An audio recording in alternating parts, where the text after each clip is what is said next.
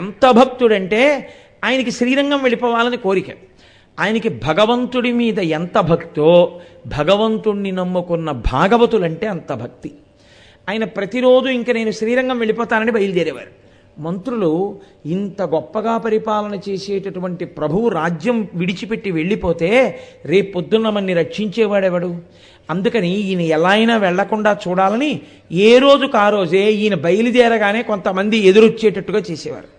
అయ్యా, మేమేదో పక్క రాజ్యం నుంచి వస్తున్నాం, మీరు పరమభాగవతోత్తములని విన్నాం, మీ దగ్గర ఆతిథ్యం పొందుదామని వస్తున్నామనేవాళ్ళు. వాళ్ళు భగవంతుడి కోసం శ్రీరంగం వెళ్ళడం కన్నా ఈ భాగవతులకు ఆతిథ్యం ఇవ్వడం మంచిది అని ఆయన మళ్ళీ కోటలోకి వెళ్ళిపోతుండేవారు.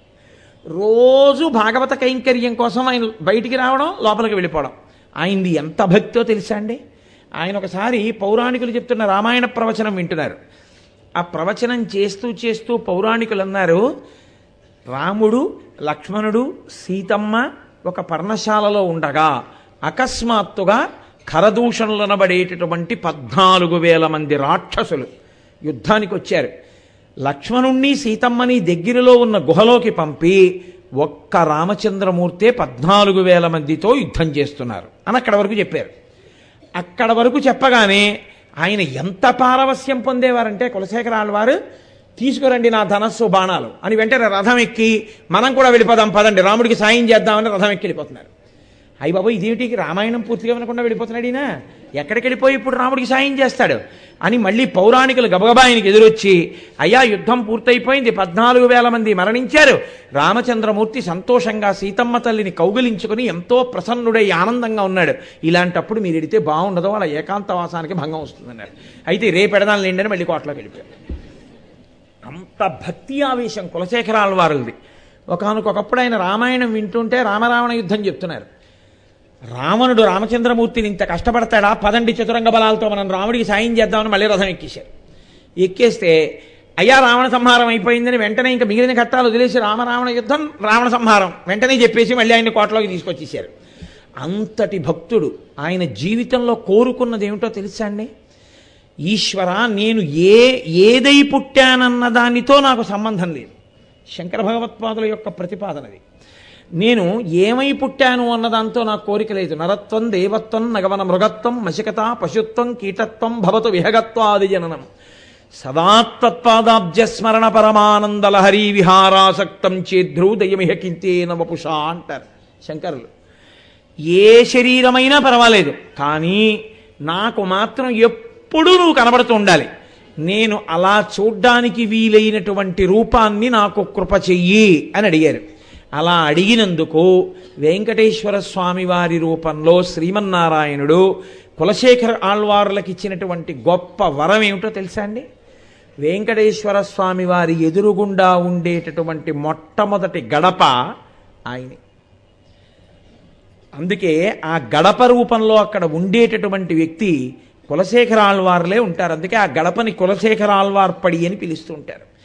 ఆ దేవాలయంతో ఎంతమందికి అనుబంధమో మీరు ఇలా దాటి లోపలికి వెళ్ళగానే, శంఖనిధి పద్మనది దాటి గడప దాటిలా లోపలికి వెళ్ళగానే అనంతార్యుల వారు విసిరినటువంటి గుణపం ఇప్పటికీ కుడి చేతి గోడ మీద కనబడుతుంది. మీరు ఇంకొంచెం ముందుకెళ్ళి ఇలా ఎడం పక్కకి తల తిప్పగానే ఇప్పటికీ వెంకటపతి రాయలు, అచ్యుతరాయలు, వరదాజి అమ్మాణ్ణి ముగ్గురు ఎడంచేతి పక్కన ఉంటారు. మీరు ఇలా కుడి చేతి పక్కకి చూస్తే శ్రీకృష్ణదేవరాయల వారు, ఆయన భార్యలు తిరుమలదేవి, చిన్నాదేవి. విచిత్రం ఏమిటో తెలుసా అండి? రాయల వారు తాను బ్రతికుండగా తన విగ్రహాలు చేయించుకుని తాను అక్కడ పెట్టుకున్నాడు. నేను ఇలా స్వామివారి దర్శనం చేస్తూ ఇక్కడ ఉండిపోతే చాలు నా విగ్రహమని తాను బ్రతికుండగా పెట్టుకున్న మూర్తి. రాయల వారు ఆ చుట్టుపక్కలకు వస్తే ఉదయగిరి ఆ ప్రాంతాల్లో ఆయన ఉంటే అంచెలంచెల ఘంటామంటపాలు పెట్టించుకున్నాడు కొండల మీద. వెంకటేశ్వర స్వామి వారికి మహానైవేద్యం అవగానే గంట కొట్టేవారు. ఇక్కడ గంట కొడితే ఈ గంట విని మళ్ళీ అంత దూరంలో గంట కొట్టేవారు, మళ్ళీ ఆ గంట విని ఇంకొంత దూరంలో గంట కొట్టేవారు. అలా అంచెలంచెల ఘంటామంటపాలు శ్రీకృష్ణదేవరాయల వారు విడిది చేసిన కోట వరకు ఉండేవి. ఈ అంచెలంచెల గంటలు వింటూ అక్కడ ఉన్న గంట వింటే వెంకటేశ్వర స్వామి వారికి మహానైవేద్యం అయిపోయిందని గుర్తు. ఆ మహానైవేద్యం అయిపోయిందన్న గుర్తుగా వినపడిన గంట విన్న తర్వాత కృష్ణదేవరాయల వారు భోజనం చేసేవాడు. కాబట్టి అంతటి మహాభక్తుడు. అందుకే ఆయన తాను బ్రతికుండగానే తన విగ్రహాలను అక్కడ పెట్టుకున్నాడు. మీరు వెంకటాచల క్షేత్రానికి వెళ్ళడం అంటే అత్యంత బాధాకరమైన విషయం ఇవాళ ఏమైపోయిందో తెలుసా అండి? పరుగులే. అసలు ఆ గడప దాటిన దగ్గర నుంచి ఓ పిచ్చి పరుగు. నేను కాదంటలేదు, ఎందుకంటే వెంకటేశ్వర స్వామి వారే సమస్త తీర్థ పితృదేవత దేవతాస్వరూపుడు అని పిలిచింది స్కంద పురాణం. ఆయన్ని చూడాలన్న ఆర్తి మంచిది, కానీ మీరు క్షేత్ర వైభవాన్ని ఇప్పుడు అనుభవిస్తారు. అయ్యో, ఇంతటి మహానుభావులు, ఒక చిన్నస్వామి దీక్షితరికి ఇక్కడే నోరొచ్చింది, ఇంతమంది మహానుభావులు తిరుగాడిన ప్రదేశమని మీరు అవన్నీ చూసి ఆనందం అనుభవించకుండా కేవలం దేవాలయంలోకి పరుగు కింద వెళ్ళిపోతుంటే అసలు మహాపురుషుల యొక్క స్పర్శ చేత కలిగినటువంటి ఆ వైభవాన్ని అనుభవించగలిగిన స్థితి ఎప్పుడు కలుగుతుంది? మీరు అవి చూసి కొంచెం ముందుకెడితే రంగనాయకుల మంటపం అని ఉంటుంది ఇప్పటికీ. మీరు కొంచెం ఓపిగ్గా దాని ముందు కూర్చుని అద్దాల మంటపం దగ్గర ఉన్న అరుగు మీద కూర్చుని ఎదురుగుండా చూస్తే, అంటే అంత కూర్చొనిచ్చే అవకాశం ఎక్కడ ఉంటుంది, కానీ మీరు నడుస్తూ చదవలసి ఉంటుందని నేను చెప్పవలసి ఉంటుందేమో బహుశా. ఒక పెద్ద ఇత్తడి ప్లేటుతో ఒక బోర్డు ఒకటి పెట్టి ఉంటుంది. మాలిక్ కఫూర్ దక్షిణ దేశం మీదకి దండయాత్రకు వచ్చి ఆఖరికి శ్రీరంగ క్షేత్రాన్ని కూడా కొల్లగొట్టేస్తుంటే శ్రీరంగ క్షేత్రంలో ఉన్నటువంటి ఉత్సవమూర్తి అయినా రక్షింపబడాలని ఆయన్ని తీసుకొచ్చి వెంకటాచలం కొండ మీదకి వాళ్ళు ఎక్కరు కాబట్టి తీసుకొచ్చి వెంకటాచలంలో పెట్టేశారు. ఆయన్ని అక్కడే ఉంచి ప్రతిరోజు ఆరాధన చేసేవారు ఉత్సవమూర్తిని. ఆయన మూర్తి అక్కడ ఉండి సేవలు అందుకున్న కారణంగా దానికి రంగనాయకుల మంటపము అని పేరు వచ్చింది. సాళువ నరసింహరాయలు కట్టించాడు పక్కన ఉన్నటువంటి తిరుమలరాయ మంటపం.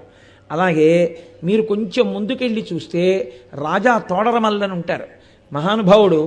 ఆ మూర్తుల్ని చూడ్డానికే విచిత్రంగా ఉంటారు. దాని పక్కనే ఒక ఆయన డప్పు ఒకటి పెట్టుకుని సుప్రభాతం వేళకెడితే ఆ డప్పు కొడుతూ కూర్చుని ఉంటాడు. ఆ రాజా తోడరమల్, ఆయన తల్లిగారి పేరు నాకు జ్ఞాపకం ఉన్నంత వరకు మోహనాంగి, భార్య గారి పేరు పితాబి. వాళ్ళ ముగ్గురి యొక్క మూర్తులు అక్కడ ఉంటాయి. ఆయన వెంకటాచల క్షేత్రాన్ని ఆంగ్లేయులు పాడు చేయకుండా కర్ణాటక నవాబ్ గారి యొక్క పక్షాన సైన్యాధిపతి అయి ఈ వెంకటాచల క్షేత్రాన్నంతటినీ కూడా ఆంగ్లేయ సిపాయిలకి దొరకకుండా క్షేత్ర రక్షణ చేసినటువంటి మహానుభావుడు ఆ రాజా తోడరమల్. ఆ మిగిలినటువంటి మూర్తులు అక్కడే ఉంటాయి. కాబట్టి వెంకటాచల క్షేత్రం ఎంతమందితోటో అనుబంధాన్ని పొంది ఉంటుంది. అటువంటి క్షేత్రంలో అన్నిటికన్నా చాలా గొప్ప విషయం ఏమిటో తెలుసా అండి? వెంకటాచలంలో చాలా శక్తివంతమైన స్థానంగా చెప్పబడి అత్యంత పవిత్రంగా భక్తులైన వారు భావన చేసేటటువంటి ఒక ప్రదేశం ఒకటి ఉంది. అది మీరు ధ్వజస్తంభాన్ని దాటి ముందుకు వెళ్ళగానే ఓ గడప వస్తుంది. ఆ గడప దాటి మీరు లోపలికి దిగుతుంటే ఎదురుగుండా ఒక గాజు పేటికలో రంగనాయక స్వామి పడుకుని కనపడతారు. అక్కడ శ్రీరంగనాథుడు, శ్రీరంగం క్షేత్రంలో ఉండే రంగనాయకులు కనపడతాడు. మీరు ఇలా ఎడం పక్కకి వెళ్ళి చూస్తే, అమ్మ మీరు ఆ పిల్లాన్ని తీసుకుని పక్కకి వెళ్ళండి, కంచి వరదరాజస్వామి వారు కనపడతారు. ఎదురుగుండా రంగనాయక స్వామి, పక్కన కంచి వరదరాజస్వామి, లోపలికెడితే వెంకటరమణమూర్తి. ముగ్గురు ఒక త్రికోణంగా ఉంటారు. ఆ లోపలికి వెళ్ళేటప్పుడు మీరు ఆ గరుడాళ్వారిని దాటగానే మీరు అత్యంత శక్తివంతమైనటువంటి ఈ కంచి వరదరాజస్వామి, ఇక్కడ రంగనాయక స్వామి, అక్కడ వెంకటరమణ స్వామి ముగ్గురి మధ్యలో ఉండేటటువంటి ఆ త్రికోణం మధ్యలోకి గరుడాళ్వారి ఎదురుగుండా వెళ్ళినప్పుడు మీరు నిలబడగలిగి ఉంటారు. అంటే అత్యంత శక్తివంతమైన క్షేత్రములు ఏ ఉన్నాయో కంచి వరదరాజులు, శ్రీరంగం రంగనాయకులు, వెంకటాచలం వెంకటరమణుడు, ఆ ముగ్గురి మధ్యలోకి వెళ్ళి నిలబడగలిగినటువంటి స్థితి మీకు వెంకటరమణ దర్శనమునందు కలుగుతుంది.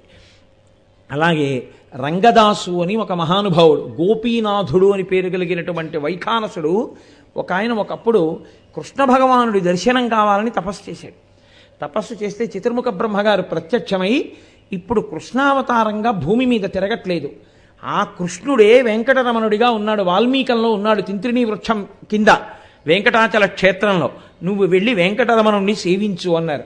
ఆ గోపీనాథుడు అనబడినటువంటి వైఖానసుడు ఆయన రోజు వెంకటరమణ స్వామికి కావలసినటువంటి పుష్పహారాలు, నిత్యార్చన, నైవేద్యం సమర్పణ చేస్తుండేవాడు.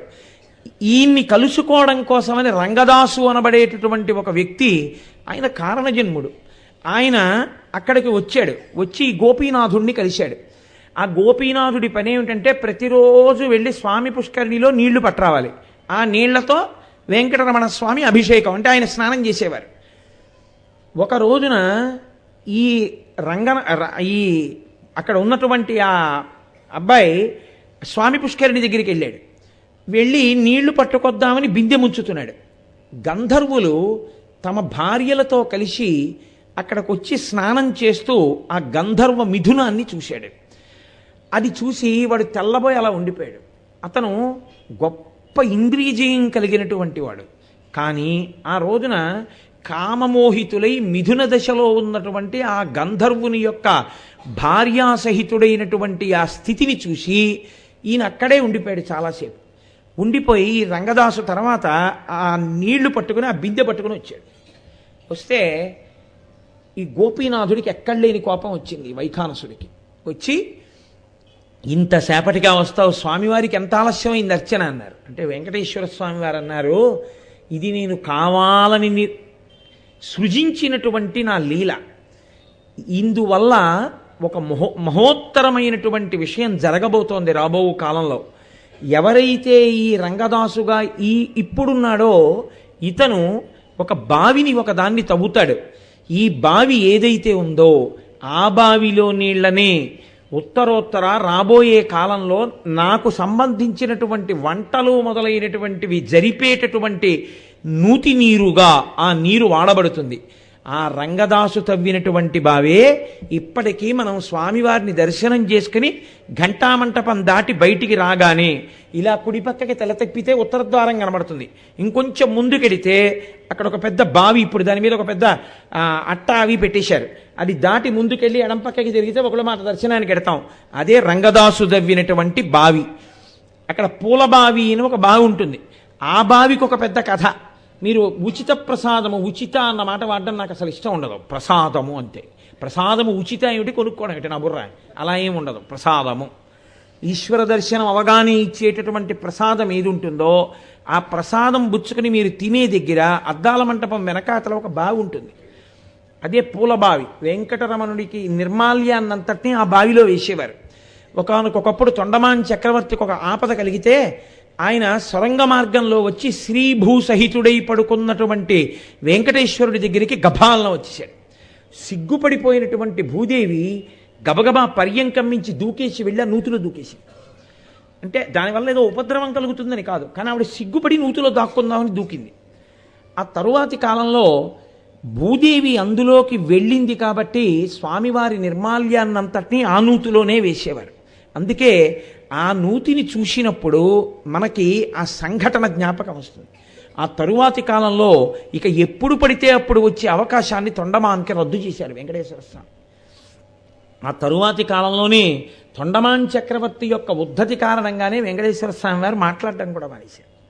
ఎందుచేత అంటే మీకు నేను ఎప్పుడో ఒకరోజు ఉపన్యాసంలో చెప్పాను, కూర్ముడికి సంబంధించినటువంటి ఘట్టం. అలాగే తొండమాన్కి కించిత్ అహంకారం ఉండేది. ఏమిటా అహంకారం అంటే వెంకటరమణుణ్ణి ప్రతిరోజు స్వర్ణ తులసీదళాలతో పూజ చేసేవాడు ఆయన. నేను బంగారు తులసీదళాలతో పూజ చేస్తాను, నా అంత గొప్పగా ప్రతిరోజు బంగారు తులసీదళాలతో పూజ చేసేవాడు ఎవరు అని అనుకునేవాడు. కానీ వెంకటేశ్వర స్వామి వారి శాసనం ఏమిటో తెలుసా అండి? ఆయనకి ఈ లోకంలోకి రాగానే మొట్టమొదట అర్చన చేసినటువంటి వారు వైఖానసులు. కాబట్టే ఆయన ఆనాడు చెప్పినటువంటి నిర్ణయం ఏమిటంటే, నా అర్చన చెయ్యడం అంటూ జరిగితే ఒక్క వైఖానసులు మాత్రమే చెయ్యాలి అని. అందుకే అప్పటికీ ఇప్పటికీ వైష్ణవ క్షేత్రాల్లో ప్రధానమైన క్షేత్రాలు శ్రీరంగం, వెంకటాచలం, ఈ క్షేత్రాలన్నీ వైఖానసులే అర్చన చేస్తారు. మనకిప్పుడు చేసిన అర్చన బృందం అంతా కూడా వైఖానస బృందమే. ఆ వైఖానసులు వాళ్ళకు ఒక సంప్రదాయం, శంఖచక్రములను పాయస పాత్రలో ముంచి గర్భిణి అయి ఉండగా పాయసం తినిపిస్తారు కదండి. తినిపించి పునీతం చేస్తారు గర్భస్థ శిశువుని. అది వారి సంప్రదాయం. అలా చేయడం చేత లోపల విష్ణుభక్తి తత్పరుడైనటువంటి బిడ్డడు జన్మిస్తాడు అని.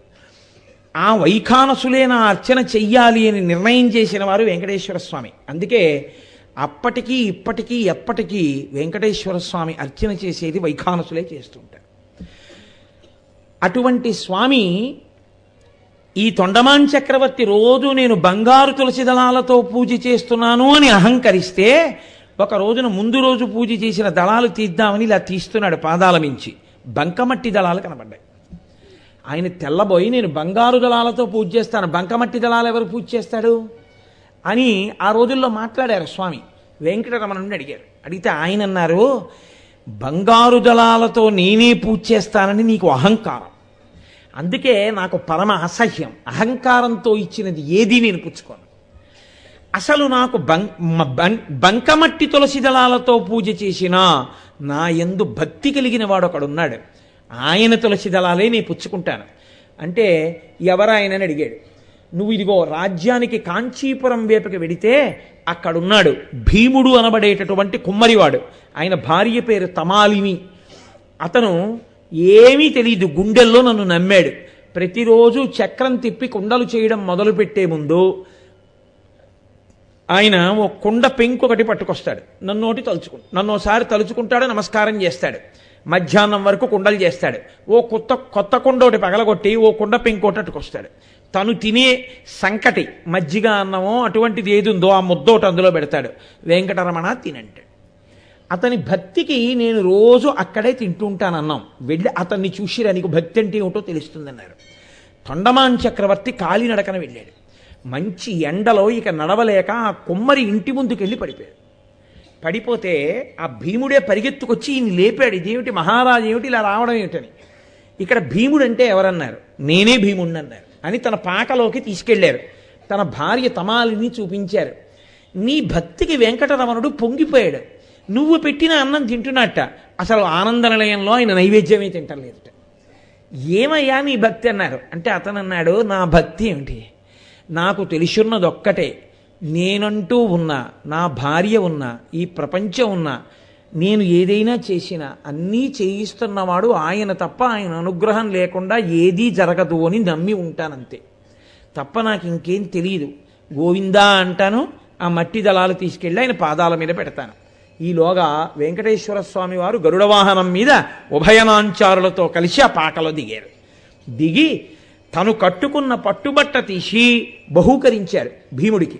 అమ్మవార్లిద్దరూ తమ మెళ్ళో ఉన్న నగలు తీసి వాళ్ళకి ఆ తమాలినికి వేశారు. గరుడ వాహనం మీద ఎక్కించి భీముణ్ణి భార్యా సహితంగా వైకుంఠానికి తీసుకెళ్లారు. ఇదే కీర్తన చేస్తే అన్నమాచార్యుల వారు కొండలలో నెలకొన్న కోనేటి రాయడు వాడు అన్న కీర్తనలో కంచిలోనున్న కురువరతి నంబి రమ్మన్న చోటికి వచ్చి ఇచ్చిన వాడు అంటూ కీర్తన చేస్తారు. ఆ కురువరతి నంబి అని పిలుస్తారు ఆయన్ని. కాబట్టి అలా అనుగ్రహించారు మహానుభావుడు. ఆనాటి నుంచి ఈనాటి వరకు ఆయన పెట్టుకున్న ఒట్టేమిటో తెలుసా అండి? నా దగ్గరికి వచ్చేవాళ్ళు ఇలాగే వస్తారు అహంకారంగా, మేమిస్తామంటారు, నాకు అక్కర్లేదు. ప్రతిరోజు నేను పరమ ప్రేమతో పెట్టింది తింటాను తప్ప మేమింత గొప్పగా తెచ్చామన్నది నేను తినను అనడానికి గుర్తేమిటంటే, ఇన్ని కోట్ల కోట్ల కోట్ల ఆస్తులున్నా, ఇన్ని లక్షల మంది నా దర్శనానికి వచ్చినా నాకు మధ్యాహ్నం జరిగే నైవేద్యం మాత్రం ఆకులో కాదు, బంగారు కంచంలో కాదు, ఎందులోనూ పెట్టడానికి వీల్లేదు. ఏ రోజుకు ఆ రోజు ఒక కొత్త కుండ తెచ్చి పగలగొట్టి కుండ పెంకులో పెరుగన్నం ముద్ద పెడితే అదే తింటాను నేనని ప్రతిజ్ఞ చేశారు. అందుకే ఆయన తినే పళ్ళెం తోమక్కర్లేదు.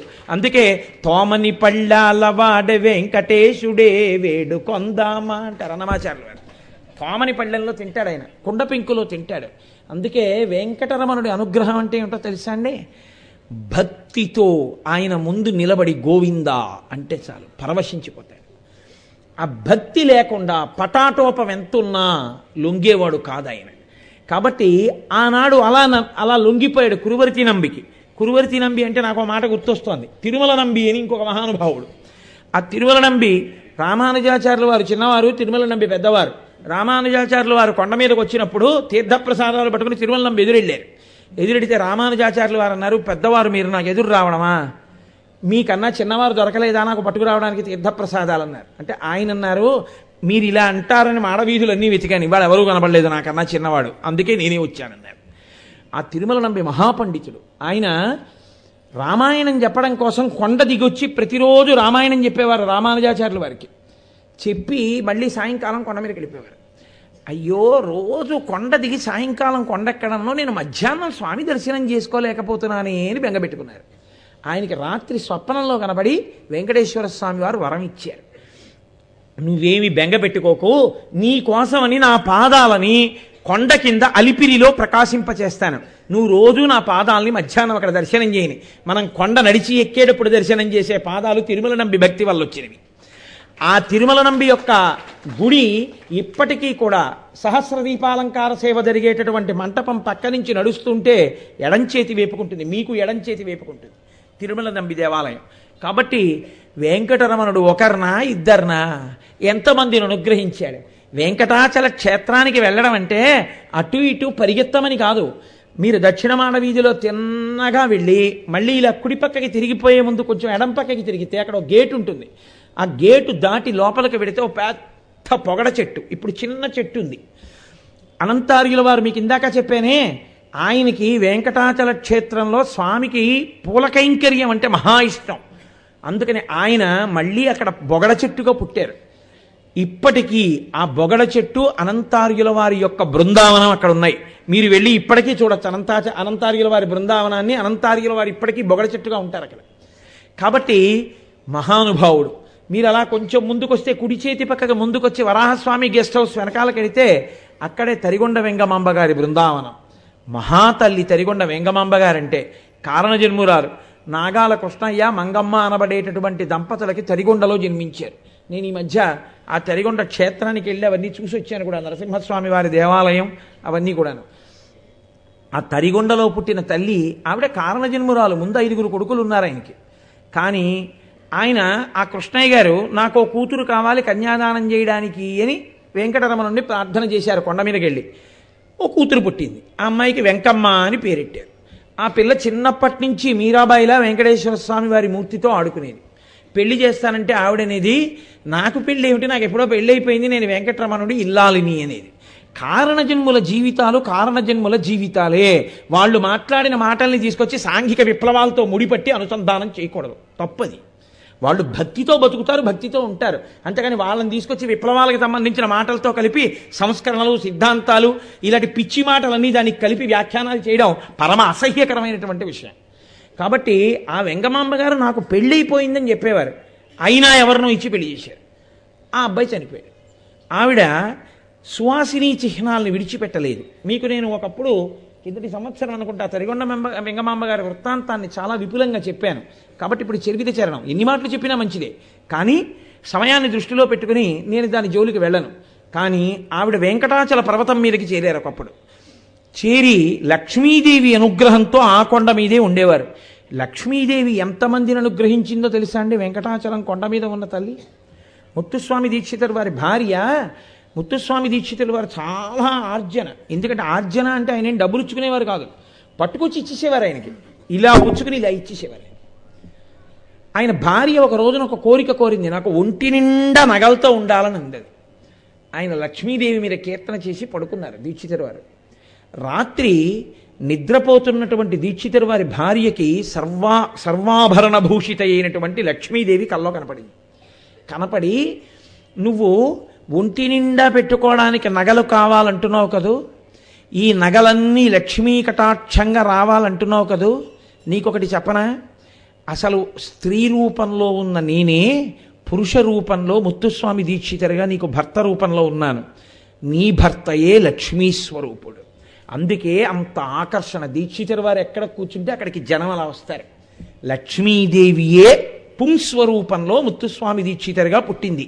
నేనే నీ భర్తగా ఉన్నాను. అటువంటి భర్త కన్నా నీకేం కావాలి ఆభరణాలని అడిగింది. అప్పుడు దీక్షితుల వారి భార్య, అయ్య బాబోయ్, నా అదృష్టం లక్ష్మీదేవి పుంస్వరూపంలో ఉండి నాకు భర్త అయింది అని పొంగిపోయింది. అటువంటి లక్ష్మీదేవి తరిగొండ వెంగమాంబ గారిని అనుగ్రహించి కొండ మీద స్థానం ఇచ్చింది. ఆ తరిగొండ వెంగమాంబ గారు హారతి ఇవ్వడానికి గుళ్ళోకి వెళ్ళేవారు. ఆవిడ హారతితో కార్యక్రమాలు పూర్తయ్యేవి. కానీ ఆ గుడిలో ఉన్న అర్చకులు కొంతమంది ఆవిడ మీద వైముఖ్యాన్ని పెంచుకున్నారు. ఆ విధవ పసుపు కుంకాలు తీసి పక్కన పెట్టడం మానేసింది, తగుదునమ్మా అని గుళ్ళోకి వచ్చి హారతిస్తోందని అనరాని మాటలని ఆవిడ రావడానికి వీల్లేకుండా ఆవిడ మనసు వికలత చెందేటట్టుగా ప్రవర్తించారు. ఆవిడ గుడికి వెళ్ళడం మానేశారు.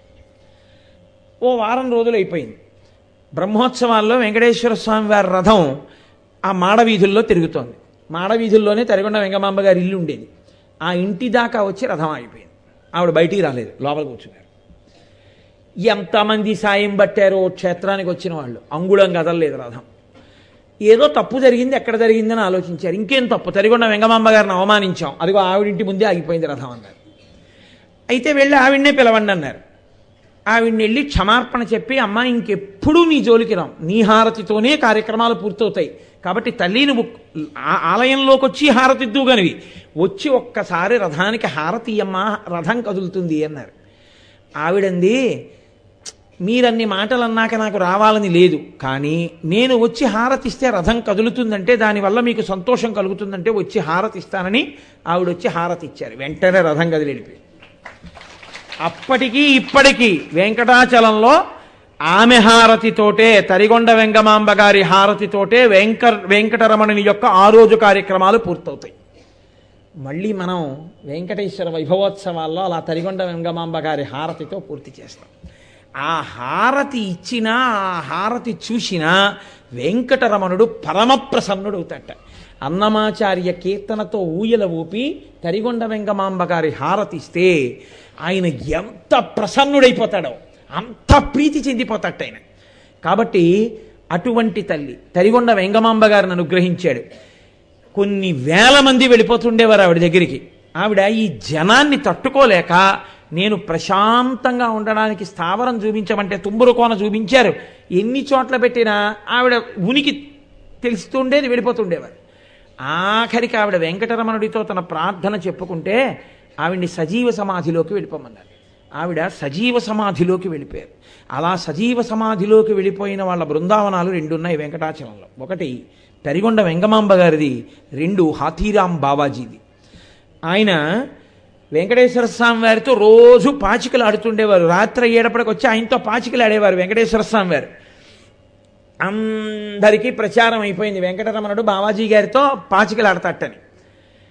ఆ గిరిధర రాయలని ఉండేవారు ఆ రోజుల్లో. అక్కడ ఉన్నటువంటి ఆ పక్కన చంద్రగిరి కోట పరిపాలిస్తుండేవాడు ఆయన.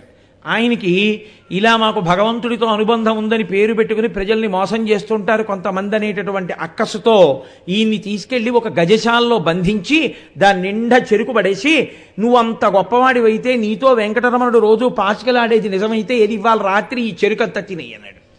అర్థమేముంటుందండి రాజుల కోపానికి? రాజులు మత్తులు, వారి సేవ నరకప్రాయంబు. ఆయన వెంకటరమణుడిని తలుచుకుంటూ గోవిందనామని చెప్పుకుంటూ ఆ చెరుకు గదిలో కూర్చున్నాడు. అంతే, వెంకటేశ్వర స్వామి వారు పెద్ద ఏనుగు రూపంలో తలుపు పగలగొట్టుకుని లోపలికి వెళ్ళి ఓ గంటలో చెరుకు అంతా తినేశారు. అందుకని ఆయనకి హాథీరాం బావాజీ అని పేరు వచ్చింది. అసలు ఆయన పేరేమిటో ఎవరికీ తెలియదు. అటువంటి మహానుభావుడు వేణుగోపాలస్వామి దేవాలయం దగ్గర ఉండేవారు. ప్రతిరోజు మనం పాప వినాశనం వెళ్ళేటప్పుడు ఎడం చేతి పక్కన ఉంటుంది వేణుగోపాలస్వామి ఆలయం. ఆయనకి ఇలాగే జనం తాకిడి పెరిగిపోయి ప్రశాంతంగా ఎప్పుడూ నిన్ను లోపల దర్శనం చేస్తూ ఉండాలి అని అడిగితే ఆయన్ని కూడా జీవ సమాధిలోకి వెళ్ళమన్నారు.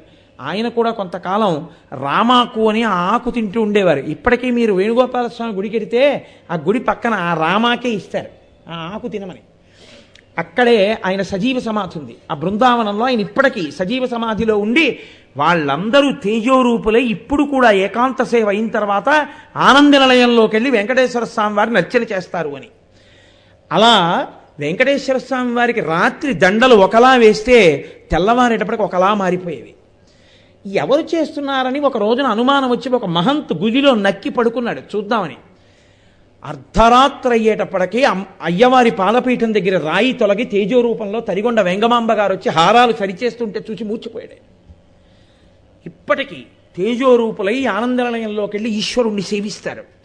బ్రహ్మగారు, చతుర్ముఖ బ్రహ్మగారు ప్రతిరోజు వెంకటేశ్వర స్వామి వారి పాదాలు కడిగి ఆ పాత్ర అక్కడ ఉంచుతారు.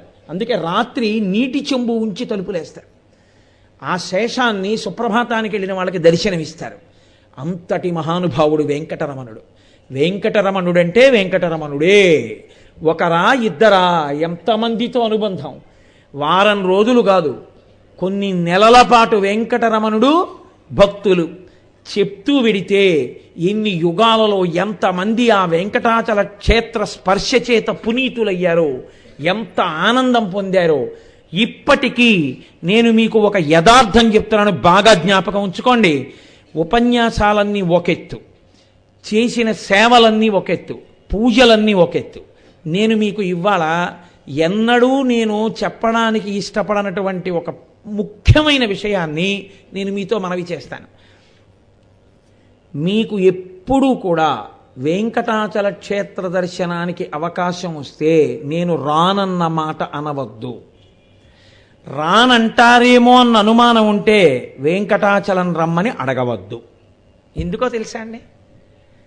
నాకు తెలుసు చాలామంది, మొన్ననే కదా వెళ్ళొచ్చాం, ఎందుకులేండి తిరుపతి అన్న వాళ్ళకి ఆయన దర్శనం ఇవ్వలేదు, ఇక కొండ మీదకి రానివ్వలేదు. సేవ టిక్కెట్టు చేతిలో ఉన్న అహంకారానికి పోయిన వాళ్ళకి సేవ లేకుండా చేసి పంపించిన సందర్భాలు 1 కాదు 2 కాదు, నాకు ఎన్నో తెలుసు. నేను మీకు పరమ సత్యం చెప్తున్నాను. ఇప్పుడు నేను చెప్తున్న ప్రసంగాన్ని మీరు వింటున్న విషయాన్ని వెంకటరమణుడు వింటున్నాడు. మీరు మనసులో స్మరించిన దాన్ని కూడా ఆయన తెలుసుకుంటాడు. మీరు ఇలా పొంగిపోయిన ఉత్తర క్షణంలో, మీరు గోవిందా అన్న ఉత్తర క్షణంలో, మీరు ఆయన ఉన్నాడు అని నమ్మి నడిచిన ఉత్తర క్షణంలో ఆయన మిమ్మల్ని హత్తుకోవడానికి సిద్ధంగా ఉంటాడు. పరమ సత్యం నేను చెప్తున్నాను. ఎవరిని మోసం చేయడం నా ఉద్దేశం కాదు. మీ అందరూ భక్తిగా ఉంటే దానివల్ల నాకేమైనా పావలా కాసి ఇమ్మని నేను అడిగానా? కాదు. ఈ వైభవోత్సవాల యొక్క చిట్ట చివరి సారాంశం అంటూ ఏదైనా ఉంటే అదొక్కటే. మీరు మనస్సులో స్మరించినా ఆయనకి తెలుస్తుంది. మీరు నమ్మి ఉండండి, ఆయన మీకు తప్పకుండా అవకాశం కల్పిస్తాడు. వ్యక్తిగతమైన నా అనుభవాలను ఎన్నడూ నేను చెప్పను ఉపన్యాసాల్లో, కానీ ఒక్కటి చెప్పకుండా ఉండలేక ఇవాళ చెప్తున్నా. నేను ఒకసారి వెంకటాచల క్షేత్రానికి వెళ్ళినప్పుడు ఓ అర్చనానంతర దర్శనం టికెట్ ఉంది నా దగ్గర. దాని మీద అర్చనానంతర దర్శనం చేసుకున్నాను. చేసుకుని ఇంకొకసారి వెంకటరమణుణ్ణి దర్శనం చేసుకోవాలనిపించింది. నా దగ్గర ఇంకేం లేవు టికెట్లు. క్యూలో నించుందామంటే చాలా సమయం పడుతుంది, నాకు ట్రైన్ రిజర్వేషన్ అయిపోయింది. ఎలా దర్శనం దొరికేది అంటే, రేపటికి అర్చనానంతర దర్శనం టికెట్ కానీ దొరికితే పర్వాలేదు, నేను పూర్తి చేసుకుని వెళ్ళిపోగలను. వెళ్ళి అక్కడ నిలబడ్డాను. ఏదో 36 టికెట్లో ఎన్నో ఉన్నాయని స్టేటస్ వేశారు. కొన్ని వందల మంది నిలబడి ఉన్నారు.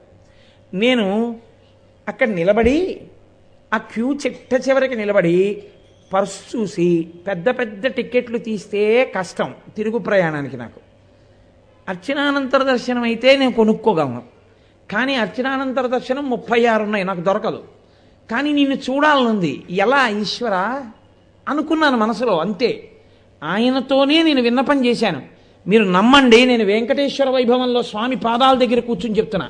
అబద్ధం చెప్పవలసిన అవసరం నాకు లేదు. అసలు అప్పటి వరకు బాగుందండి. నేను ఇలా అనుకున్నానంతే. ఇంతంత వడగళ్ళు తల పగిలిపోతుందేమో అన్నట్టు పడ్డాయి. ఎక్కడి వాళ్ళు అక్కడ పారిపోయారంతే. నేను ఎలాగైనా దర్శనం చెయ్యాలని ఆ వడగళ్ళు 1, 2 పడ్డాయి నా మీద, అంతే. నాకే దెబ్బ తగలలేదు. నేను గబగబా ముందుకెళ్ళి ఆ కౌంటర్ దగ్గరికి వెళ్ళాను. అయిపోయింది వాన. ఆ తర్వాత వాళ్ళందరూ మళ్ళీ వచ్చి నించున్నారు. ఈలోగా కౌంటర్లో నాకు అర్చనానంతర దర్శనం టికెట్ దొరికిసింది. నేను దర్శనం చేసేసుకున్నాను. ఉన్నాడు వెంకటరమణుడు. గారవించి దప్పి తీర్చు కాలమేఘమా. ఆయన ఉన్నాడు, వింటాడు. ఆయనకి ప్రతి విషయం తెలుసు. మీరు మనసులో ఆయన్ని నమ్మితే చాలు. ఆయన ఉన్నాడని మీరు నమ్మి భక్తితో నిలబడగలిగితే చాలు. ఆయన ఏ ఉపద్రవాన్నైనా తీసేస్తాడు. ఆపద మొక్కుల వాడే ఆదిదేవుడే. ఆయనని నమ్మిన వాడికి ఏ బాధ లేదు. మీతో నేను ఒక మాట మనవి చేశాను. ఆయన ఎంత దయాళువో తెలుసా అండి? తరిగొండ వెంగమాంబ గారు ఊయలలు ఊపుతుంటే ఊయలలో కూర్చుని ఆవిడ దగ్గర భాగవతం వినేవాడు ఆయన. రోజు తెల్లవారే వరకు భాగవతం విని సుప్రభాతం వేళటికి వెంకమ్మ నేను వెళ్ళిపోతున్నానని వెళ్ళిపోతుండేవాడు గుళ్ళోకి. ఒక రోజున ఆవిడ మంచి ఘట్టం చదువుతున్నారు, వింటున్నాడు. ఆయన మర్చిపోయాడు. ఆయన కథకు ఆయనే మర్చిపోయాడు. అది విచిత్రం. అందుకే పెద్దలు ఏం చెప్తారో తెలుసా అండి? భగవత్ కథ అందానికి భగవంతుడు అవరోధం అంటారు. భగవత్ కథ గొప్పగా జరుగుతోంది అనుకోండి, భగవంతుడే ఇలా కిందకి దిగాడు అనుకోండి, నా గురించే చెప్తున్నాడు అన్నారు అనుకోండి, కాసేపు ఊరుకోవా బాబా కథ విమ్మే అంటారు. ఆయన కథ ఆయనకన్నా గొప్పగా ఉంటుందంటారు. అందుకని ఆయన కథకు ఆయనే మురిసిపోయి వింటున్నాడు ఉయ్యాల ఊగుతూ. కౌసల్యా సుప్రజా రామ పూర్వా సంధ్యా ప్రవర్తతే అని సుప్రభాతం వినపడింది. అయ్య బాబోయ్ వెంగమాంబ తలుపులు తెరిచేస్తున్నారని గభాలను ఎగిరిపోయాడు. అక్కడి నుంచి ఎక్కడికి పోతామని ఆవిడ పంచి పట్టుకున్నారు. ఆ పంచె పర్రం చిరిగిపోయింది. ఆయన అలాగే వెళ్ళి పద్మపీఠం మీద నించున్నాడు. గభాలను తలుపులు తెరిచారు. గోచి ఊడిపోయిన చింకి పంచెతో ఉన్నాడు. అరే రాత్రి ఎవరో వచ్చి స్వామివారి పట్టుపంచి చింపేసి పట్టుకుపోయారు. ఓ ఉద్ధరిని కూడా పోలేదు, పంచి ఒక్కటి చింపేవాడట్టుకెళ్తాడు. ఆలోచిస్తే అయ్యవారి పంచి చింపగలిగినంత స్వాతంత్రం వెంగమాంబ గారి తప్ప ఎవరికి ఉంది? ఆవిడ్నే అడగండి, ఆ మొక్క అక్కడ ఉందేమో అన్నారు. ఆవిడ దగ్గరికి వెళ్ళారు, ఆవిడ పూజ చేసుకుంటున్నారు. అమ్మ వెంగమాంబ, వెంకటేశ్వర స్వామి వారి పంచి చిరిగిపోయిందమ్మా, మీ ఇంట్లో ఏమైనా ఉందా అన్నారు. భాగవతం వింటూ వింటూ పారిపోతుంటే పంచి అట్టుకున్నాను, చిరిగిపోయింది, పారిపోయాడు, మొక్క అక్కడ ఎట్టని తీసిపోండి ఆవిడ. అంత దయాళు అండి ఆయన. అంతమంది భక్తులతో ఆయన సమన్వయం అయ్యాడు. అప్పటికీ ఇప్పటికీ ఎప్పటికీ ఆయన అలా సమన్వయం అవుతూనే ఉంటాడు. తరిగొండ వెంగమాంబ గారు వెంకటాచల మహాత్మ్యమునకు గ్రంథం చేశారు. వెంకటరమణుడు అంగీకరించాడు. అందులోనే నేను మీతో మొన్న మనవి చేసింది, ఆయన పద్మావతి కళ్యాణం అయిపోయిన తర్వాత వెంకటాచల మహాత్మ్యంలో ఒక ఘట్టం ఉంది. లక్ష్మీదేవితో కలిసి ఏకాంత శయనంలో ఉన్నాడు. ఆయన అన్నాడు, ఓ రమాదేవి, నీవు వచ్చిన కథమున నాకు సంతోషమయ్యే, ధనదు చేసి తీసిన రుణము తీర్చు ఉపాయమేమి, నాకిప్పుడు రింగింపు మిందువదన అన్నాడు. ఓ లక్ష్మి, నా కళ్యాణానికి చాలా డబ్బు అప్పుచ్చుకున్నాను కుబేరుడి దగ్గర, నువ్వు పక్కన లేవు, అప్పు చేయాల్సి వచ్చింది, ఎలా తీర్చమంటావు అప్పు అన్నాడు. అంటే లక్ష్మీదేవి అంది, అనగా పిండ్లికి నేను వచ్చినప్పుడు ఇందర్థంబు లేదని చెప్పిన తప్పే, అట్లు నన్ను అడిగిన నేనియనే, నన్ను నీవప్పుడు తేరజేసి ధనదున్నా పెండ్లికి నీవు ద్రవ్యం బిమ్మని అప్పు చేసి మనువాడుటకే మందున్ జగన్నాయక. ఏమయ్యా, అప్పుడే లక్ష్మి నా పెళ్లి చేసుకోవడానికి డబ్బులు లేవు, డబ్బు అంటే నేను ఇవ్వను, నన్ను అడగడం మానేసి కుబేరుడి దగ్గర అప్పుచ్చుకున్నావా? అప్రతిష్ట కాదు. ఏమి నన్ను అడగడానికి ఏమిటి మీకు ఇబ్బంది? అందుకని ఏమీ ఇబ్బంది లేదు, ఇప్పుడైనా ఇస్తాను, నన్ను అప్పుడు ఎందుకు అడగలేదు అంది. అంటే ఆయన అన్నాడు, అనవుడు విష్ణుడిట్లనియే, నన్నెడబాసిన జాలి చేత నీవతి చింతనొందగను, నేను ముదంబున పెండ్లికాడుటకు అర్థంబు కావలి నిన్నడుగుటకు నోరెట్లు పుట్టు. అప్పుడు లక్ష్మి, నువ్వు కోపం వచ్చి కొల్హాపురం వెళ్ళిపోయావు, నేను పద్మావతిని పెళ్లి చేసుకుంటున్నాను, డబ్బులు ఈ లక్ష్మి అని నిన్ను ఎలా అడగను? కొంచెం మొహమాటం వేసింది. కాబట్టి నీవిది తప్పు చేసినను తేరక చూడక మంచు పల్కగన్, అంటే పద్మావతోరు లక్ష్మకరు అని కాదు, అందుకని నేను అప్పు చేశాను, ఇది వంక పెట్టుకుని నన్ను అలా సాధించక లక్ష్మి అన్నాడు. అంటే ఆవిడంది, ఆ డబ్బే పాటి, ఇదిగో ఇప్పుడే ఇస్తున్నాను, మూటలు పట్టుకెళ్ళి కుబేరుడికి ఇచ్చేయండి, రండి వైకుంఠానికి వెళ్ళిపోదాం అంది. ఆయన అన్నాడు, రాను, వడ్డీ ఓటే కడతా, అప్పు అలాగే ఉంచుతా, ఇక్కడే ఉంటాను, అదేమి సరదా మీకు అంది. అంటే ఆయన అన్నాడు, కలియుగంబున ప్రజలు పాపకర్మంబులనరించి ఆపదల్ పొందునప్పుడు నా పేరు తలచి తత్కాలంబునందు మొరలు పెట్ట, వారి ఆపదలు తీర్చి కాపాడకుండుట నాకు ధర్మంబు కాదు. కావున వారి దుష్కర్మంబులను ద్రవ్యంబులుగా ఆకర్షణంబు చేసి ఆపదలు తీర్చి ఈ కొండపైకి రప్పించి నిస్పృహుండనగుచు అజ్ఞులైన జనులకి పింతున చలమతిని. నేనేం చేస్తుంటానో తెలుసా లక్ష్మి? ఈ కలియుగం కలిపురుషుని యొక్క ప్రభావం చేత చాలా తప్పులు చేస్తారు ప్రజలు, ఇన్ని పాపాలు చేస్తారు. ఈ పాపాలన్నీ ఆపదలుగా వస్తాయి. ఆపదలుగా వచ్చిన తర్వాత నా పేరెత్తి ఏడుకొండలవాడ వెంకటరమణ గోవిందా గోవిందా అంటారు. అప్పుడు నేను రక్షించకుండా వైకుంఠానికి వెళ్ళిపోతే ఎలా? అందుకని ఇక్కడే నిలబడి ఇలా చూస్తూ వింటూ ఉంటారు. ఎక్కడ ఎవడు ఏ పాపం చేయడం వల్ల ఆపదొచ్చిందో ఆ ఆపదొచ్చినప్పుడు గొంతెత్తి మొరపెట్టి నన్ను వేడుకుంటే వెంటనే ఏం చేస్తానో తెలుసా?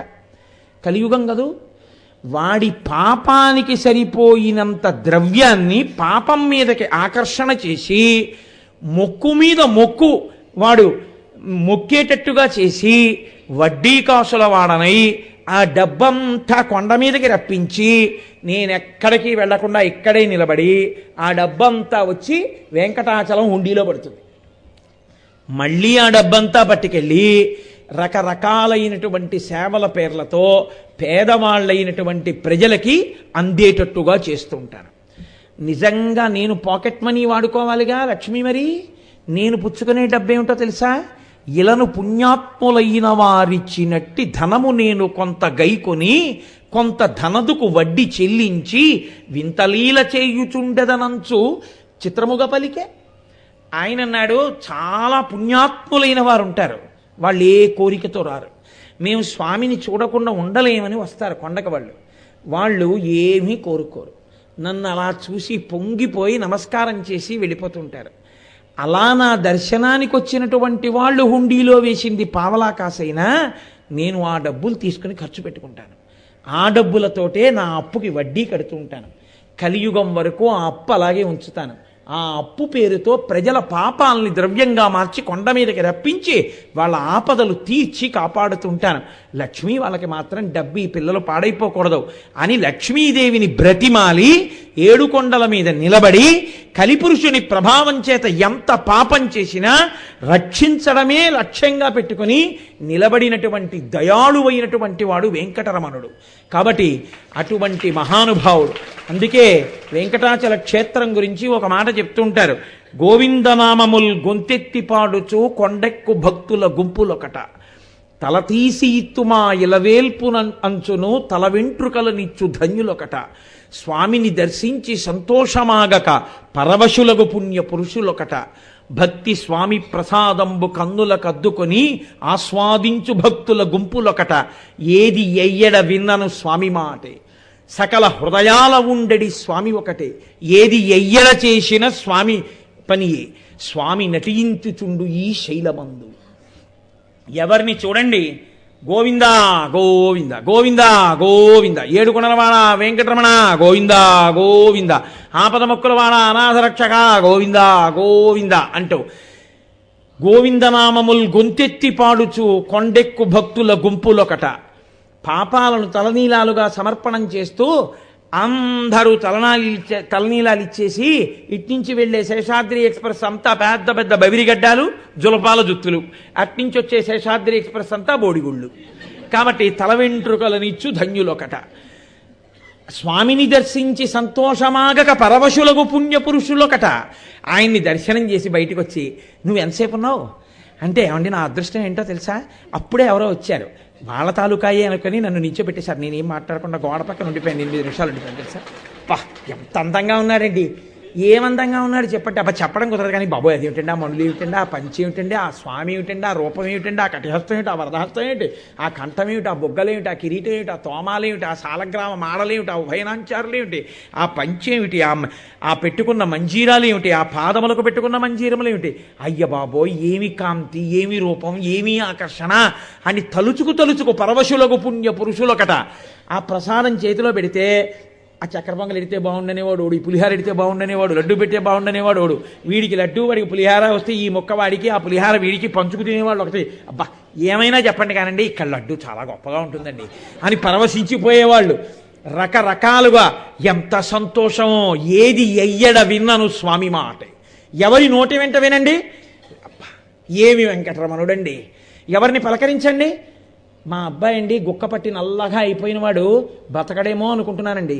అంతే ఎదురుగుండా మహానుభావుడు కనబడ్డాడు. స్వామి స్వామి తప్పకుండా వచ్చి నీ హుండీలో 1116 వేస్తానని మొక్కుకున్నాడు. పిల్లాడు క్యారమని మళ్ళీ బతికాడండి.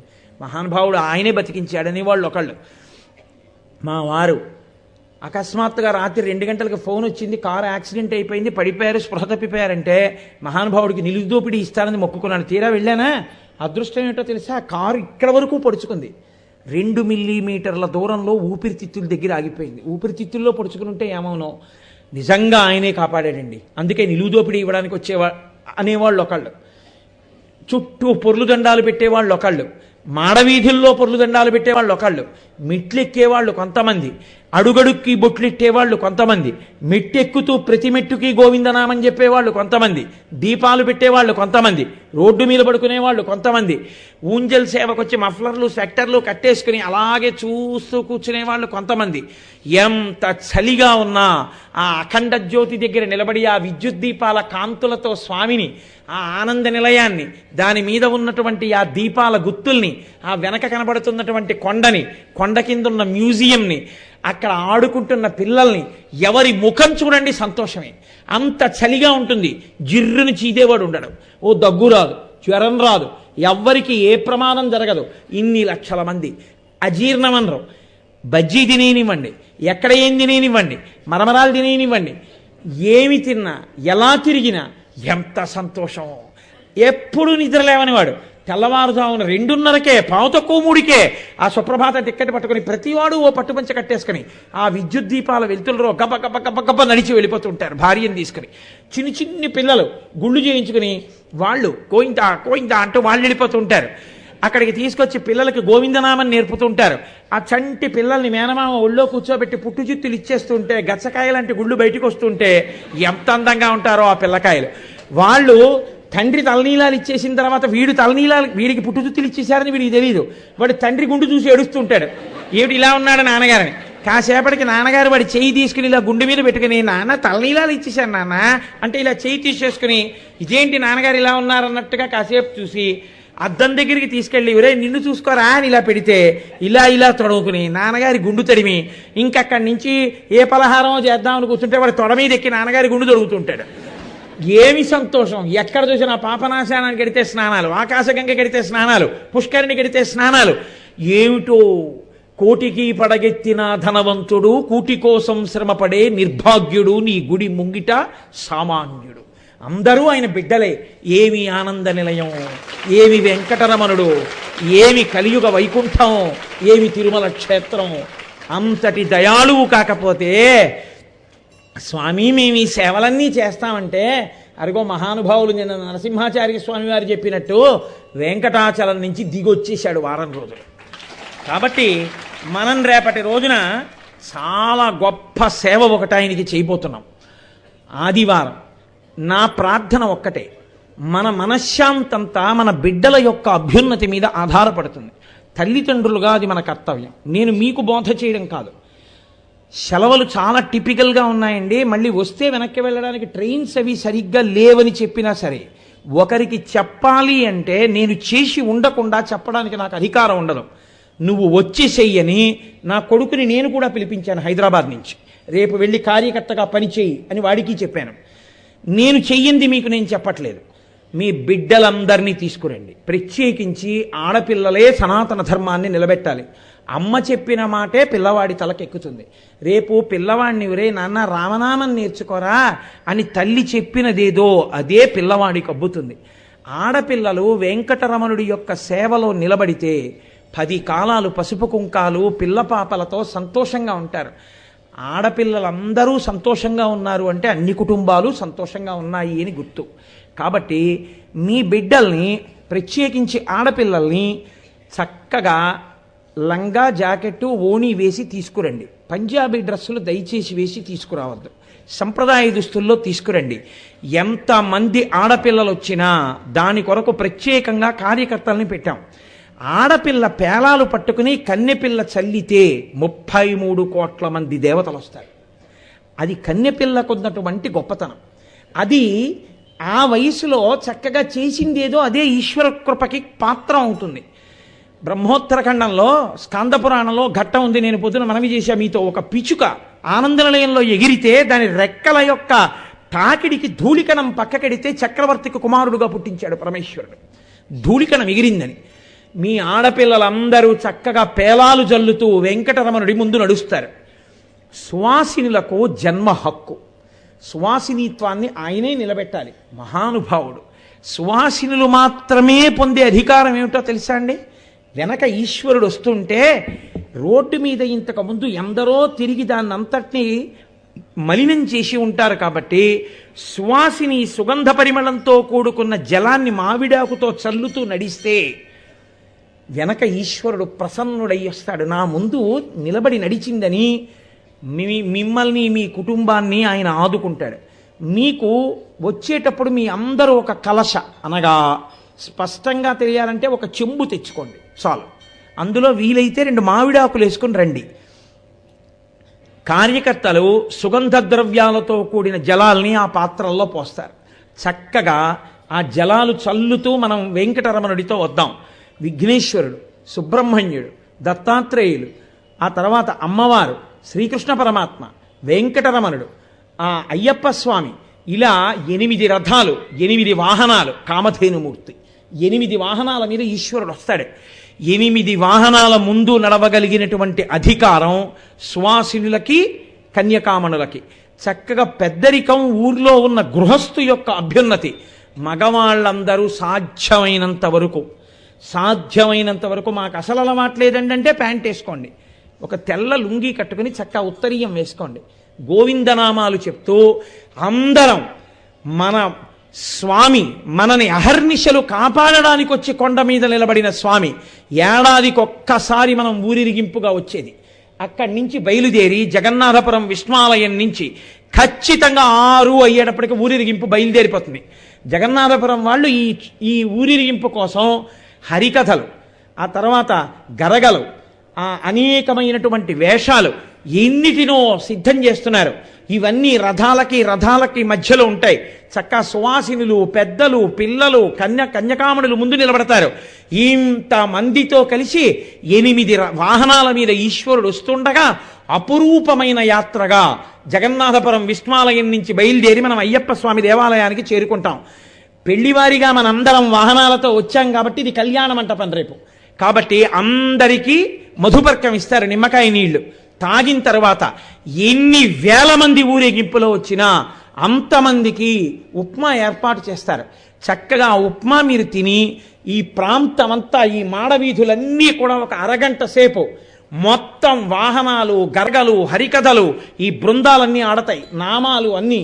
ఒక 30 నిమిషాల తర్వాత మనందరం పలహారం తీసుకుని, దానికి మీరేం ద్రవ్యం ఇవ్వక్కర్లేదు, వచ్చిన వాళ్ళందరికీ ఉప్మా ఇస్తారు. మీరు క్రమశిక్షణతో తీసుకుంటే చాలు.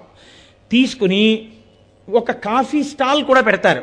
కాఫీ ఉత్ప్రేరకం కాబట్టి దేవాలయం ఇవ్వకూడదు, కావాలనుకుంటే అదొక్కటి మీరు మీ డబ్బులు పెట్టి తాగాలి.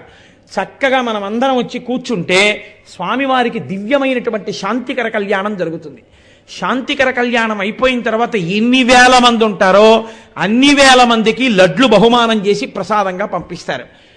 పలహారం ఇక్కడే అయిపోతుంది కాబట్టి హాయిగా ఇంటికెళ్ళి రోజు అన్ని అక్కర్లా ఓ కూర పప్పు చారు చాలు తిని పడుకుని సాయంకాలం బయలుదేరి 6 గంటలకి ముందే లోపలికి వస్తే ప్రాంగణంలో మీకు చోటు ఉంటుంది. వచ్చేస్తే మనం కోరి పిలిపించుకున్నాం సరస్వతీ ప్రసాద్ గారిని. గంధర్వగానం అన్నమాచార్య ప్రాజెక్ట్ నుంచి వచ్చారు, గొప్ప భక్తి తత్పరుడు ఆయన. ఒక 2 గంటల పాటు సంగీత విభావరి చేస్తారు. ఆ సంగీత విభావరికి ముందు మనకి ఇంత గొప్ప కార్యాన్ని నిర్వహణ చేసి మంత్రభాగాన్ని అనుసంధానం చేసి ఇంత గొప్పగా ఈ వెంకటేశ్వర వైభవోత్సవాల్ని నిర్వహించినటువంటి ఆ వైదిక బృందానికి సత్కార సభ ఉంటుంది. దానికి ముందు గోపాలకృష్ణ గారికి మాట ఇచ్చాను కాబట్టి నేను మాటిచ్చింది ఒక్క ఆశీర్వచనానికి. ఆ ఆశీర్వచనం ఒక్కటే పుచ్చుకుంటాను తప్ప మీరెవ్వరూ నా కొరకు పంచెలు తేవడం, పళ్ళు తేవడం ఇలాంటివేమీ మీరు చెయ్యరక్కర్లేదు. ఈశ్వరుడి గురించి మాట్లాడడంలో కష్టపడి నా ఒంటికి చెమట పట్టినా, నా కంఠం రుద్ధమైపోయినా, నా కంఠం పీక్కుంటే తప్ప రాకుండా పోయినా, దానివల్ల నేను ఎంతో బడలిక పొంది నా ఉరప్పంజరమంతా నిప్పి పెట్టి నా బనీను తడిసిపోయినా, అంత కష్టపడి మాట్లాడడంలో నా తల దిమ్మెక్కిపోయినా నా జీవితానికి అంతకు మించిన సత్కారం ఇంకొకటి లేదు. మా అమ్మగారు అంత కష్టపడి నన్ను కన్నందుకు నేను భగవన్నామం చెప్పుకొని భగవత్ కథ చెప్పుకోగలిగితే ఈశ్వరుడు నాకు ఊపిరిచ్చినందుకు నా జన్మకి ధన్యత. అంతకన్నా నేను పొందే సత్కారం ఇంకొకటి లేదు. ఆశీర్వచనం అంటారా, గోపాలకృష్ణ గారి ఆర్తిని నేను అర్థం చేసుకోగలను. అయ్యో వీడు బతికుండాలి ఇంకా కొంతకాలం, అందుకని వీడికి ఆశీర్వచనం చేస్తామంటే వద్దు అనే మూర్ఖుణ్ణి కాను. కానీ అది అక్కడ వరకే పరిమితం కావాలి అంతే తప్ప దయచేసి నా హృదయాన్ని అర్థం చేసుకోండి. అందులో కాకినాడ వారికి బాగా తెలుసు నాకేం అలాంటివి ఇష్టం ఉండవని. ఇంతకన్నా నేను కోరుకున్నది లేదు జీవితంలో. ఎందుకంటే నేను కేంద్ర ప్రభుత్వంలో ఉద్యోగం చేస్తున్నా, నా భార్య రాష్ట్ర ప్రభుత్వంలో ఉద్యోగం చేస్తోంది, ఉన్నది ఒక్క కొడుకు కూతురు. నా కూతురికి నేను ఏ ఇంటి ముందుకి వెళ్ళి జాతకం ఇవ్వకుండా కోరి శ్రీ మహావిష్ణువు లాంటి అల్లుడు వచ్చాడు. నేను నా భార్య చూసుకునే కన్నా కళ్ళల్లో పెట్టి చూసుకునే అత్తమామలు వచ్చారు. నా కొడుక్కి మంచి సాఫ్ట్వేర్ ఇంజనీర్గా పనిచేసుకుంటున్నాడు. ఇంకేమి ఇవ్వాలి ఈశ్వరుడు నాకు? నా ఒళ్ళు చెమట పట్టేలా భగవత్ కథ చెప్పకపోతే ఎందుకు నా జన్మ? ఇంకా దాని కొరకు చెప్పాను తప్ప నేను దాని మీద ఇంకా ఏ ఆశ నాకు లేదు. అలా ఇస్తేనే చిన్నపుచ్చుకుంటాను. కాబట్టి దయచేసి నా కొరకు ఎవ్వరూ ఏమీ తేవద్దు. మీరు నాకేమైనా ఇవ్వాలనుకుంటే మీరు నాకు ఇవ్వగలిగింది ఒక్కటే, రేపు ఊరిరిగింపులో మీరు మీ కుటుంబ సభ్యులందరితో కలిసి గోవిందనామని చెప్తూ రావడమే. నేను పరవశించిపోతాను. కాబట్టి సంతోషంగా రేపటి రోజున మనం ఈ కార్యక్రమాలన్నింటినీ అనుభవిద్దాం. రాత్రి స్వామివారికి శ్రీపుష్పయాగం జరుగుతుంది. చక్కగా శ్రీపుష్పయాగంలో ఉన్నటువంటి వెంకటరమణుడి దర్శనం చేసుకుందాం. ఎల్లుండి సోమవారం నాడు ఉదయం 6 గంటలకి మనందరం బయలుదేరి కొళాయి చెరువుకి ఎడతాం. అక్కడ ఇప్పుడు కార్యక్రమాలు అంగీకరించట్లేదు, కానీ మన మీద గౌరవంతో వాళ్ళు అంగీకరించారు. అక్కడ శ్రీచక్ర స్నానం జరుగుతుంది. ఆ జలములను అందరి మీద ప్రోక్షిస్తారు. ఆ తరువాత మంగళవారం నాడు ఉదయం 11 గంటల నుంచి షడ్రశోపేతమైనటువంటి కళ్యాణ విందు. వెంకటేశ్వరుడు అక్కడ నిలబడి ఉండగా ఆయన సమక్షంలో బిడ్డలందరం కలిసి భోజనాలు చేస్తాం. గుంటూరు శృంగగిరి పీఠ నిర్వాహకులు మాన్యశ్రీ హరిప్రసాదరావు గారు ఎన్ని వేల మంది భోజనం చేయడానికి ఆ షడ్రశోపేతమైన విందుకి ఎన్ని లక్షల రూపాయలు ఖర్చు అయినా అలా భోజనం పెట్టే అదృష్టం నాకు ఇప్పించండి అని ప్రార్థన చేసి పుచ్చుకున్నారు. మనకి చేతకాక కాదు. ఆయన ఈ మధ్య మహానుభావుడు ఎన్నో చేసినవాడు, చచ్చి బతికాడు. ఆయనకి గుండెపోటు వచ్చి బతికాడు ఈశ్వరుడి యొక్క అనుగ్రహంతో. కోటేశ్వరరావు, నాకు కాకినాడ పట్టణం అంటే అంత ఇష్టం, ఆ రోజున నేను ఎలాగైనా వచ్చేస్తాను గుంటూరు నుంచి, అంత వైద్యంలో ఉన్నా సరే వచ్చేస్తాను. మంగళవారం నాడు నేను కాకినాడ వాళ్ళందరితో కలిసి భోజనం చేస్తాను. ఆ రోజున భోజనం పెట్టుకునే అదృష్టం నాకు ఇవ్వండి అని అడిగారు. ఆ రోజు నారాయణ సేవకు అయ్యే ఖర్చు అంతా ఆయన భరిస్తున్నారు. ఆయన కూడా వస్తారు ఆ రోజున. మనందరం మన కుటుంబ సభ్యులతో, నేను కూడా వస్తాను నా కుటుంబంతో, మనందరం కలిసి గోవిందనామం చెప్పుకుంటూ అన్నదమ్ములు అక్క చెల్లెళ్ళుగా హాయిగా సంతోషంగా కలిసి స్వామివారి యొక్క ప్రసాదాన్ని తీసుకుని ఇంటికెడదాం. అక్కడితో ఈ సంవత్సరం వెంకటేశ్వర వైభవోత్సవాలు పరిపూర్ణం అవుతాయి. వచ్చే సంవత్సరం మీ అందరి భక్తి ప్రకటనం చేత ద్విగుణీకృతమైన ఉత్సాహంతో అత్యద్భుతంగా ఇంకా గొప్ప గొప్ప సేవలతో మళ్ళీ వెంకటేశ్వర వైభవోత్సవాల్ని మనం నిర్వహించుకుందాం. కాబట్టి రేపు ఉదయం వెహికల్స్ లేని వాళ్ళు ఉంటే 5 గంటలకే ఇక్కడికి వచ్చేయండి. రేపు సుప్రభాతం ఉండదు. 5 గంటల నుంచి ఇక్కడ బస్సెస్ ఉంటాయి, ఆ బస్సెస్ ఎక్కి వచ్చేయచ్చు. నేను ప్రార్థన చేసేది ఏమిటంటే, కార్లు ఉన్న వాళ్ళు ఒక్కసారి ఇక్కడికి రండి, ఒకరినో ఇద్దరినో కారు ఎక్కించి తీసుకెళ్ళండి. 2 వీలర్స్ ఉన్న వాళ్ళు మీ వెనక ఎవరూ లేకపోతే ఒక్కసారి ఇక్కడికి రండి, ఒకరిని ఎక్కించుకుని జగన్నాథపురం తీసుకురండి. చక్కగా మనందరం కలిసి సనాతన ధర్మ వైభవం పరిఢవిల్లేటట్టుగా మన స్వామి మీద మనకున్న భక్తి దిగ్దిగంతములకు తెలిసొచ్చేలా మనం గోవిందనామం చెప్తూ జగన్నాథపురం నుంచి అయ్యప్ప స్వామి గుడికి అందరం కలిసి ఆ రథాలతో చేరుకుందాం. ఇంకా తెల్లవారదేమి అని పాడుతూ రాత్రి పడుకుందాం. ఇప్పుడు కాసేపట్లో స్వామి వాహనం మీద బయలుదేరుతారు. కాబట్టి మీ అందరూ కూడా దీనికి సిద్ధం కావలసిందిగా కోరుతూ, ఈసారి వెంకటేశ్వర వైభవోత్సవాల్లో నేను చేస్తున్నటువంటి ప్రసంగ పరంపరలో ఇదే ఆఖరి ప్రసంగం. ఎందుకంటే రేపు నేను ఇక ప్రసంగం చెయ్యను. మళ్ళీ వెంకటేశ్వర వైభవోత్సవాల్లోనే ప్రసంగం. అంటే ఈ మధ్యలో ఉండవని కాదు, గోపాలకృష్ణ గారు అలా ఉండకుండా ఊరుకోరు, కాబట్టి ఎక్కడో ఏదో ఉంటుంది మళ్ళీ. కాబట్టి ఇప్పటికి మాత్రం చక్కగా మనం వాహనంతో కలిసి బయలుదేరదాం. మంగళాశాసన బలై మదాచార్య పురోగమై సర్వైశ్చ పూర్వైరాచార్యై సత్కృతాయాస్తు మంగళం. మంగళం కోసలేంద్రాయ మహనీయ గుణాత్మనే చక్రవర్తి తనూజాయ సార్వభౌమాయ మంగళం. ఉమాకాంతాయ కాంతాయ కామితార్థప్రదాయిని శ్రీగిరీశాయ దేవాయ మలినాథాయ మంగళం. కరచరణకృతం వా కర్మవాక్కాయజం వా శ్రవణనైనజం వా మానసం వాపరాధం విహితమవిహితం వా సర్వమేత్తక్షమస్వా శివ శివ కరుణాబ్ధే శ్రీ మహాదేవ శంభో. సర్వం శ్రీ ఉమామహేశ్వర పరబ్రహ్మార్పణమస్తు.